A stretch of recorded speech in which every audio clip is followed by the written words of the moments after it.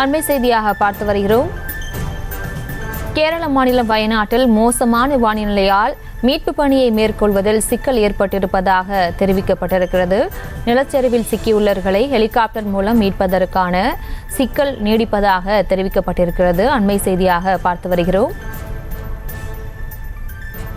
நிலச்சரிவில் சிக்கி உயிரிழந்தவர்களின் எண்ணிக்கை 45ஆக உயர்ந்துள்ள நிலையில் வயநாட்டில் மோசமான வானிலையால் மீட்பு பணியை மேற்கொள்வதில் சிக்கல் ஏற்பட்டிருப்பதாக தெரிவிக்கப்பட்டிருக்கிறது.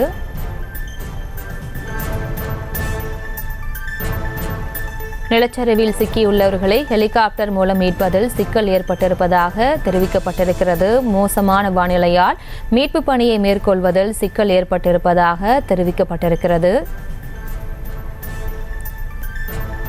கேரள மாநிலம் வயநாட்டில் நிலச்சரிவில் சிக்கி இதுவரை 45 பேர் பலியாகியிருக்கின்றனர். தொடர்ந்து அங்கு மீட்பு பணியானது நடைபெற்று வருகிறது. தற்போது மீட்பு பணியில் சிக்கல் ஏற்பட்டிருப்பதாக தெரிவிக்கப்பட்டிருக்கிறது.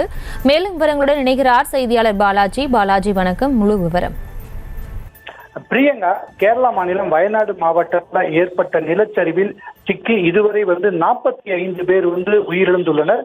நேரம் செல்ல செல்ல பார்த்தோம்னா அங்க உயிரிழப்பு எண்ணிக்கை கிடுகிடுவென உயர்ந்து வருவதான் சொல்லலாம். இந்த சூழல பார்த்தோன்னா முண்டக்கை, அதாவது வயநாடு மாவட்டத்தில் உள்ள முண்டக்கை என்ற பகுதியில ஹாரிசன் எஸ்டேட் என்ற பகுதி இருக்கு. இந்த எஸ்டேட் பகுதி பார்த்தோன்னா இங்கு நூற்றுக்கணக்கான தொழிலாளர்கள் குடியிருப்பு அந்த பகுதியில் உள்ளது. தற்போது அந்த தொழிலாளர்கள் நிலச்சரிவில் சிக்கி இருப்பதாக ஒரு அதிர்ச்சி தகவல் தற்போது வெளியாகி இருக்கு. இந்த பகுதியில 100க்கும் மேற்பட்டோர் அங்க மாட்டிக்கொண்டு உள்ளதாக ஒரு தகவல் வெளியாகி இருக்கு. மேலும் பார்த்தோன்னா இவ்வாறு மாட்டிக்கொண்டு இருப்பவர்களை மீட்க முடியாத ஒரு சூழல் தான் அங்க இருக்கு. அதாவது தேசிய பேரிடர் மீட்பு குழு மற்றும் பல்வேறு மீட்பு குழுவினர் அந்த ஹாரிசன் எஸ்டேட் என்ற பகுதிக்கு செல்ல முடியாத அளவுக்கு ஒரு சூழல் அங்கு நிலவி வருகிறது. இவர்களை ஹெலிகாப்டர் மூலமாக மீட்கலாம் என ஒரு பக்கம் முடிவு செய்த போதிலுமே பார்த்தோன்னா அந்த பகுதியில ஒரு மோசமான வானிலை காரணமாக ஹெலிகாப்டர் செல்ல முடியாத ஒரு சூழல் இருக்கு.